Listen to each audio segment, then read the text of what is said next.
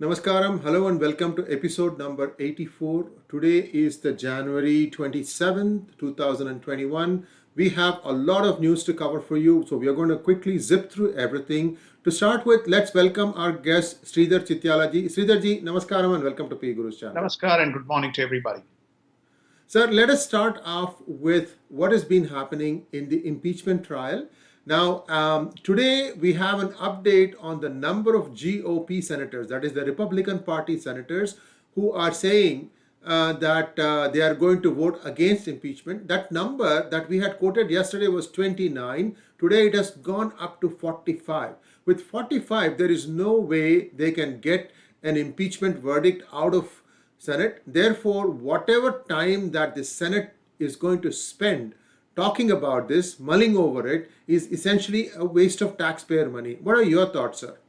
Well, I think that I completely endorse the sentiments that you have expressed. Remember, we talked about this yesterday, and it's almost like straight out of the book. Our words were pulled out by Rand Paul, who presented what he called as the point of order, arguing that the president's impeachment process is unconstitutional. The words that we expressed, the very fact that Chief Justice Roberts is not presiding over, is a reflection that this is an unconstitutional process. The Chief Justice presides typically of a sitting president. There's no precedence of a sitting president, a non-sitting president, or a president who is not in office being impeached. Now, this is the Democratic whip. Chuck Schumer made a very strong statement countering that, stating, well, the conduct was during his presidency. Therefore, we must bow to the Constitution in terms of what is specified in some of the articles, that anything that is waged against the state is considered incitement and should be the only place that it can be tested is the Senate. Well, this was his kind of position. But on the point of order that was presented on the Senate floor, 45 senators voted against the impeachment, and Rand Paul made the statement that this is, I rest my case. We have enough votes effectively to state why we are going through this sham. Furthermore, Biden has also weighed in on this, and he has said that the Democrats will not have the votes to impeach. So he is already messaging to his party, drop this thing. And we also have news that Patrick Leahy, who was supposed to be the one presiding over this, was taken to a Washington hospital because he was not feeling well. I don't know what the latest status on his health is, but essentially it puts him ahead of Vice President Kamala Devi Harris for the succession to be the next president, isn't it? I think that it gives him the right as the number three, and definitely he's filling the role of a vice president. How exactly this constitutional process will work remains to be seen. And potentially, what it does is that it does put him in that kind of a position. And again, we are in a constitutional kind of a quagmire in this. Chuck Grassley was doing this specific role as the what you call as the pro tempore, and now it is going to be done by Patrick Leahy. It's very interesting as to why it was supposed to be Harris who is supposed to preside over. But anyway, they have sworn in just to make sure that he can conduct the proceedings. Again, this is an unusual kind of a path. There's a whole constitutional process where the House leader can also be potentially succeeding. There is a process that the Secretary of State could also succeed, besides the Vice President and pro tempore. So there is these are uncharted waters in terms, but there is within the Constitution provisions for succession to occur. Yes, sir. The Biden administration is attempting to get 200 million doses because it is their goal to have every American citizen vaccinated by the end of this summer. Achievable? Where do you think they are going to get those 200 million doses? 100 million is being ordered from Moderna, and 100 million is being ordered from, the Pfizer. So they are ordering 200 million doses from those two. Remember, it was President Trump who initiated this program, and he had prepaid somewhere close to $1.95 billion, and for kicking off the manufacturing and for the identification of these vaccines. So I am sure that there is a little bit of supply, plenty of supply being orchestrated in the United States. Let's move on to the lawmakers from the Democratic side who are reintroducing a legislation on Tuesday to raise the federal wages to $15 per hour by 2025. And they said that they are going to use a powerful procedural tool to pass the bill using their slimmest possible Senate majority. I think what they are hinting is even if it is going to go down party lines, they will have the casting vote because it would be the Vice President Kamala Devi Harris who would be able to provide that vote. Is that what they are saying, sir, or is there That's it. anything more That's than it. that? That's it. You got it. You got it. I think it's used to call the reconciliation process, which is effectively to say, hey, this is a very important decision. There is no filibuster rule, which is 60-40. And so I think that, we are presenting it. It's approved by the House. We'll bring in the Vice President. This is one of those exceptional situations, and we'll pass. We got to be very clear. This is the $15 bill that is being passed as a minimum wage within federal employment structure. They're already mandating minimum wages to the states in the private sector. Now, very interesting. One squad member, I hope you know the name of this person, has co sponsored a bill decriminalizing illegal border crossings. So, all those of us who used the proper visa process showed up, waited for hours in front of the United States consulate building, got in, said all our stories, and then came in as a legal visa. Looks like all that doesn't matter. All you need to do is to figure out a way to get on a boat and then come in via Mexico. Well, I think that this is one of these controversial bills. Rest of the stuff is a policy issue, whether you have $15, $7.50, $10. One can kind of deal with it. But this is a bill which could impact the ecosystem that we live in or the community system that we live in. Now, Democrats would argue a number of children either have been left on this side of the border or number of parents have been left on one side of the border with children on the other side, so on the Mexican side. So if you kind of make these people at 0% tolerance, then therefore there is no way by which families can be united. This is the position that the squad as well as the Democratic Party has taken.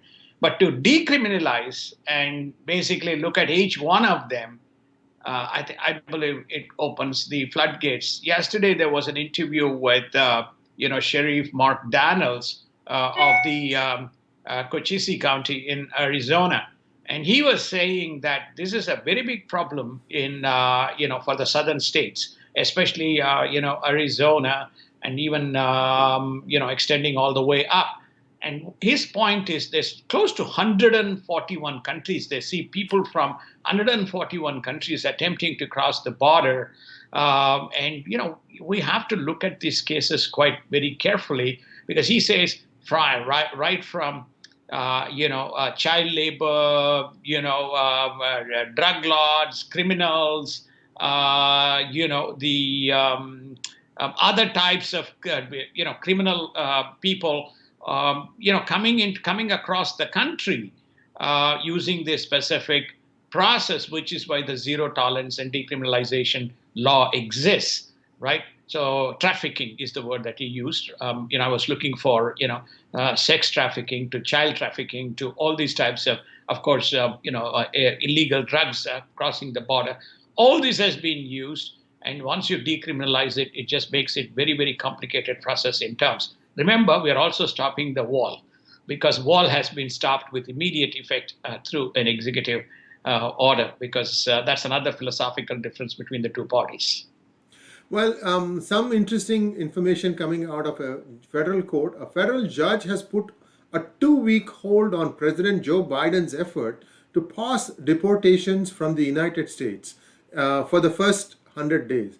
Now, what that means, if I understand it correctly, is that the deportations are going to continue and that the president does not have a way to stop that. So they'll have to pass a law or amend the law to do that. So again, the chances of that passing, would you think that they'll use the same process of using the vice president to get the cast the deciding vote? Wouldn't that become more like, for everything they are coming down with a hammer? Well, this is a law. This law was contested by Attorney General of most of these laws are coming. The contestation is coming, or the contesting of these laws is coming either from Arizona or Texas. This is Texas Attorney General Paxton, who has been filing a number of cases against the some of the rules that are coming through executive orders. So he has filed a case which is to say this law adversely affects Texas and its border. So hence he has been able to get a stay. So he has to now, when it gets taken up, they will be contesting both by the government as well as the state, in terms of what exactly will be the dilution or what exactly the amendment that must occur, so that the law can be normalized. Remember, when a law is passed at the federal level, the implementation is not at the federal, the implementation occurs at the state level, right? Because you have the federal officers, but the implementation occurs at the state level. So this is the contest is about. Right now, the procedure protects the citizens of Texas, and this particular law only aggravates and creates potential risk. So therefore, there has to be a stay. In global news, we're going to touch upon this. The Republic Day celebrations were marred by riots. The farmers, at least a section of them, farmers are saying these are not belonging to us, but whatever it is, when you have a riot, somebody takes over these kinds of stirs, and they have actually planted a couple of flags on the Red Fort to make it as if they have captured the whole of India. It was a laughable thing, except that we are going to see, in fact, today already Wall Street Journal has put a story. The real story is embedded in an article I wrote yesterday. Please do read that thing and you will know what happened. There's also a link in that to a Tribune story. Read that one too, because that kind of gives you the real perspective. And I think there is enough coverage there, so we're going to move on. President Biden has made his first call to Putin, and he's pressing him on Navalny, the opposition leader, who they allegedly tried to poison, and now he's back in Russia. So it will be carefully observed. The world will be watching Russia as to what Russians were going to do. Also, they are talking about strategic arms reduction treaty talks, because that is coming up for renewal. Do you think that will be renewed? It will be renewed. And I think that will be one of the first priority items. Both Russia and US have agreed that they will move forward with that process. There's also discussions to renew and agree this nuclear treaty that exists between the two countries. So in terms of reduction of the stockpiles, I think both those decisions will move forward. Now, Israel has said, Israel's military chief, as a matter of fact, says that if Biden administration goes back and rejoins the 2015 Iran nuclear deal, then that could be a bit of a problem for Israel. He's understating it, of course, because Israel is such a close partner of the United States. Now, as far as I can remember, we talked about this during the time when the elections had concluded and Biden had not been confirmed, that President Trump has put enough checks in place that would sort of make this, even if the Biden administration were to go back and reopen the Iran deal, that it would make it useless because of all the other things they have done, such as normalizing the relations between Israel and UAE, Bahrain, and a host of other West Asian countries. Do you think that still holds good? The West Asian peace deal holds good. Israel has just opened an embassy in UAE. UAE has also acquired, I think, close to $23 billion worth of equipment in anticipation and probably potential threats. So they're kind of arming up. This Israel's attack on some of the nuclear facilities have been gaining steam for quite some time, for two reasons. One, they have already breached the enrichment of uranium. They've also found that the Al Qaeda has been found in in Iran. So potentially these two streams of activities poses a significant and imminent threat to Israel and the adjacent region. So they had indicated that that there is a possibility of an imminent threat. Recall what happened in Lebanon, and recall what happened in also in Syria, and recall also what happened to both the Republican Guard head as well as to the Al Qaeda leader, number two in Iran. So all these things, yeah, there is a role of either United States or Israel. And in one instance, United States has been very clear to say that it was involved in the takeout of a specific personality. So I think that they're warning Biden, okay, your negotiations and deals with Iran and going back into the treaty is not a deterrent and is not something that's going to force Israel to be restrained, because we already have checks and balances as to what we need to do.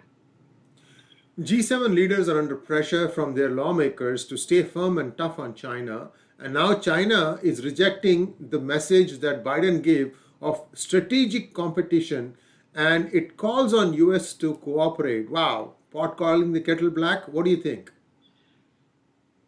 Well, I think we moved from strategic patience to strategic competition, right? So we must exercise strategic patience in dealing with China. Excuse me. And I think it was his press secretary who used the word, it's nothing but strategic kind of competition. So there's always the issues that is floating around. And I think what China is saying is negotiate with us and deal with us. Otherwise, we are moving forward with our own actions. They have never done that with United States, though they were subtle and belligerent in their own actions. They had not stopped South China Sea. They had not stopped the human rights and the cancellation of the democratic rights that were rested with in Hong Kong. They did not stop what was going on in Uyghur province. They have not stopped anything that was going on in the Himalayan kingdom. They keep talking on one side and they make statements. This is very typical of China, right? And if Biden gets this right, he has to continue. This is where the G7 leaders that you alluded to have stated, stay the course and stay firm and stay tough on China, which is, don't do anything which is going to give them an opportunity, be it on the trade side, be it on the security side, be it on some of the dealings that happens. Now, the fact that they have opened up this joint collaboration to rejoin the Paris Accord and the green gases to work closely with China has opened the doors for China to say, now, the door is open. Remember, President Trump walked out of the Paris Accord and also this green treaty. So we have very interesting situation. So China is taking a very assertive stand as it regards to United States and rest of the world is concerned. And that's the message that you are hearing. Moving on, Indonesia, Iran and China were caught red-handed illegally transferring oil. MT Freya, which is a tanker which is managed by a Chinese company based in Shanghai, while the MT Horse is another tanker owned by an Iranian tanker company. So these things have come to light. They know that this is happening. So if if China wants to get this oil, they could have done it in many other ways, but yet they are doing it in plain sight. Is there anything that we should be reading between the lines here?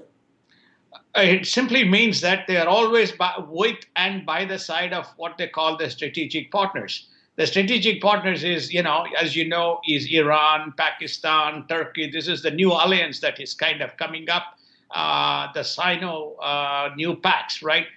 We reported a couple of days ago, based on the news item that we saw, is the Panamanian tanker and the another one being the, I think it is, there's one is a Panamanian tanker and the other one is, I don't remember which one but basically it is now confirmed the second tanker, the first tanker is Shanghai, There's no Panamanian tanker. The Panamanian tanker is actually an Iranian tanker, and that is the empty horse that you're referring to. So out of these two, it is very clear. We again reported potentially in Indonesian waters the two things that were going on. One, the filling of the tanker. Second, there was the spilling that was going on during this particular process, causing hazard because Indonesia marine is a very significant part of their economic activity. So they're all now being pulled to the Batam Island,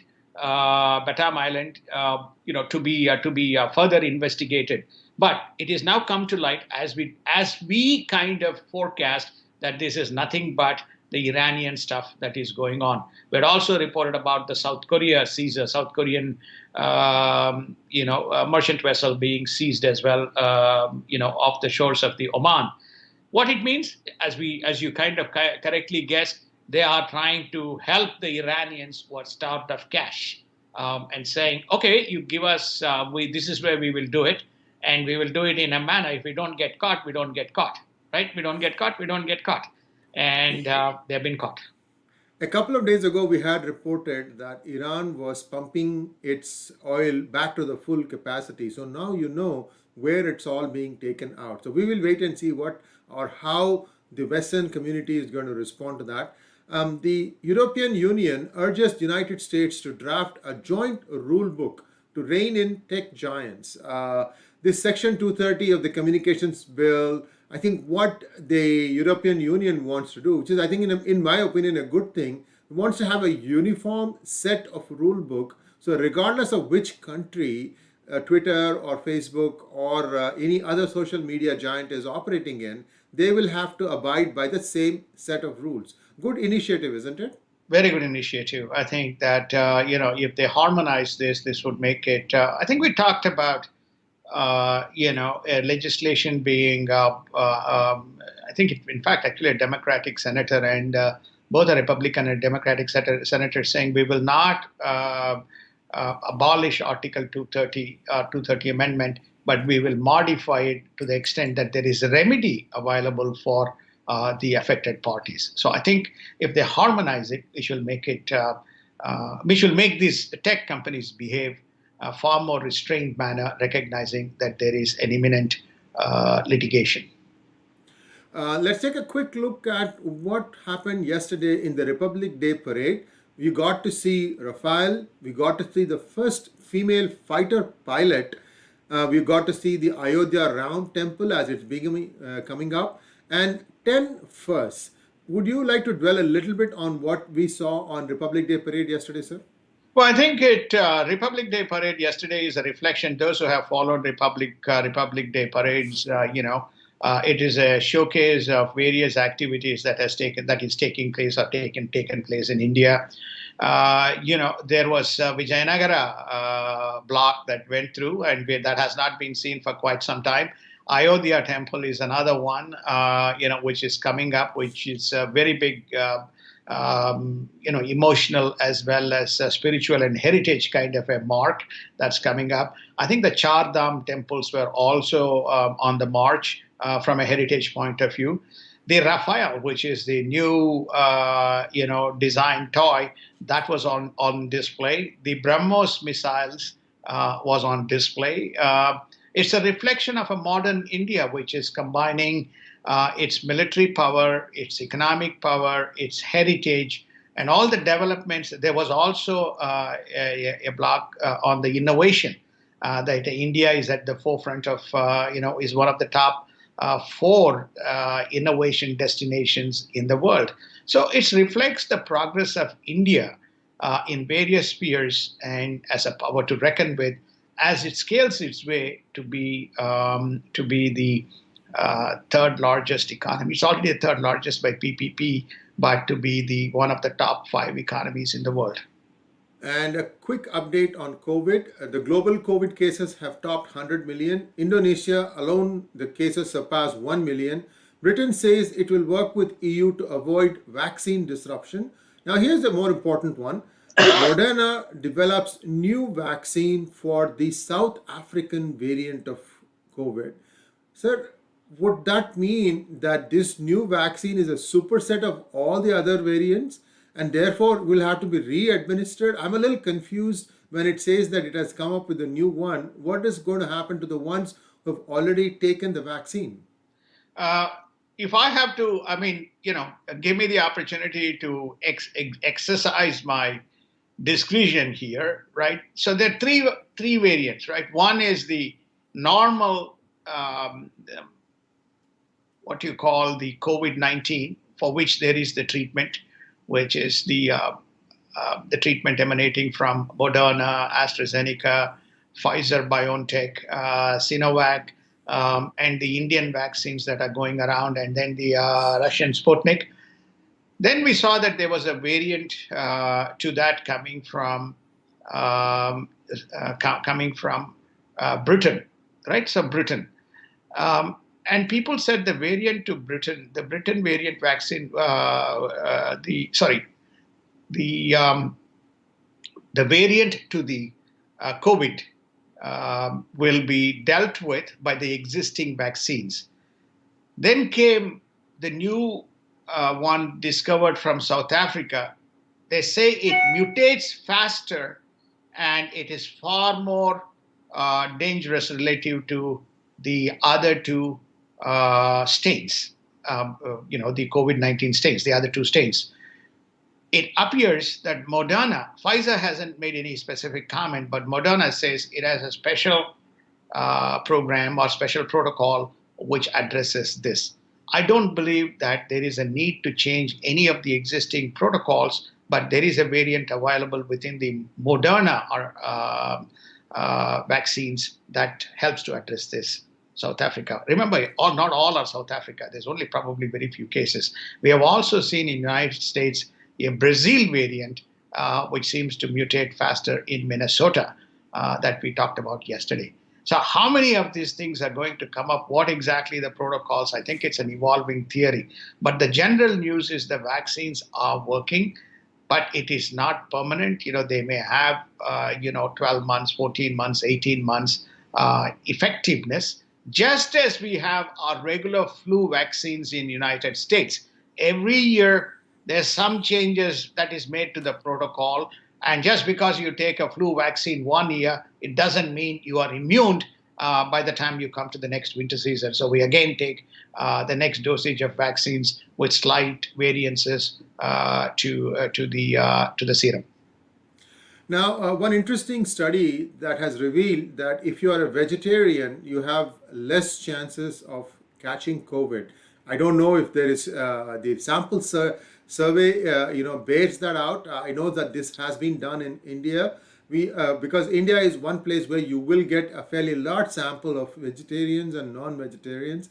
We have to wait and see how this plays out for the rest of the world. But there appears to be some empirical data that suggests that vegetarians can ward this thing off better than others. Moving on, the vaccine related impetus in various economies looks like it will assist in allowing the global economic growth to be about 5.5% in 2021. Well, I think there are two specific factors that are contributing to this projected growth in 2021 relative to contraction that the world economies experienced in 2020.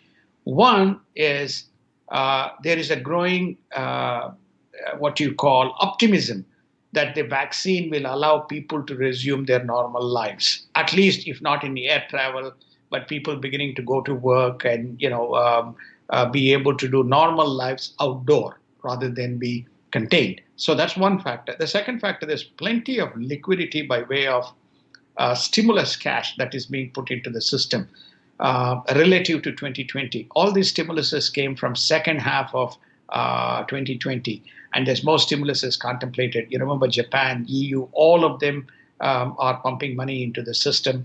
As a result, there is a general buoyancy that you will see an economic upliftment, and the latent demand or pent-up demand will see what you call a boost before things normalize in 2022. So that's where this 5.5% number is coming from. Now, International Monetary Fund projects an impressive 11.5% growth for India in 2021. Does this factor in the fact that India might end up being the supplier of vaccine for practically most of the world? India has seen three things. India has seen tremendous amount of inflows. It is probably the second or the largest destination of investor capital flowing into to India. That's number one. I think the second factor is that there has been a progressive shift in some of the industries from China into India, so which has seen spurt in the manufacturing output. There has also been so this is where your vaccines and the other stuff, fall into vaccines, mobile, automobile, all these specific sectors fall into. Then you have the third scenario, which is namely both a pent-up demand as well as they expect government to add more stimulus as they release the budget on February 1st, if I'm correct, in India for the ensuing year.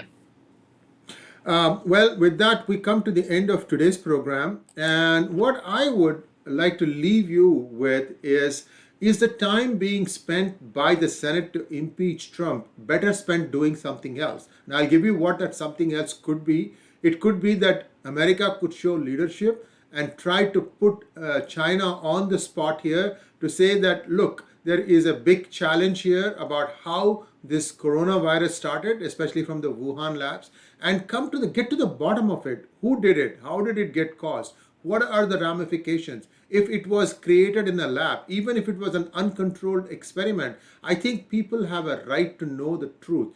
That's where I would be spending my money and time. Unfortunately, I'm a taxpayer. All I can say is that where the time is being spent now is not correct. But beyond that, I think it needs to come from you, the viewer. Those of you who are watching this thing, please write to your senator, please write to your congressman, tell them to get off of their white bottoms and try to get to the truth of the matter of how this whole thing started, because you are seeing a continuous variations coming up, and this seems unreal that there could be so many different variations coming up and it doesn't seem to end at all. Sridharji, if you want to add something, please feel free to do so. Otherwise, we can call this a wrap.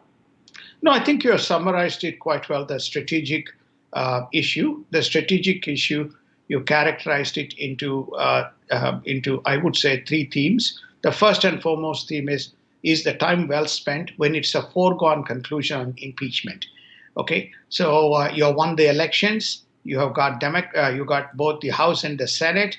You got the mandate, and therefore you got your president. So Democratic Party, and you have impeached him the second time in the House, where you have the votes. You do not have the votes to convict him in the Senate. That's very clearly established. You don't have a Supreme Court justice, Chief Justice presiding over. All this points out to whatever you need to do, you have done.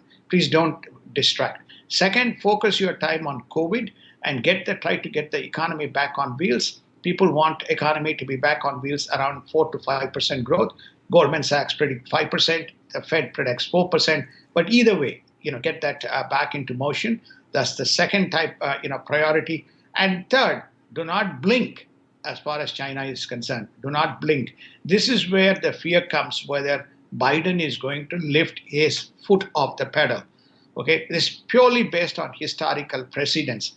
When you look at his first 100 days, you find that his first 100 days is going to be consumed domestic with all these executive orders that he is signing away every day. Just on that note, just to wrap, Anthony Blinken has been confirmed as the Secretary of State. And I think next in the line is the Commerce Secretary, or Trade and Commerce Secretary, Gina Raimondo. So I think the third point is geopolitical security and geopolitics. The world is looking to United States to continue to lead and sustain, especially as China threatens. That's the biggest threat the world sees, right? China is the biggest kind of, Godzilla in the room, both on territorial, trade, debt. You look at any of these facets, the big gorilla in the room is China. So do not lift the pedal of China. These are the three kind of top priorities. Clearly, convicting Trump is not your priority because there's no enough votes. Thank you very much, sir. And viewers, we'll be back tomorrow, same time, same location. Thanks for joining. Please subscribe to our channel and namaskar. Namaskar and have a wonderful day.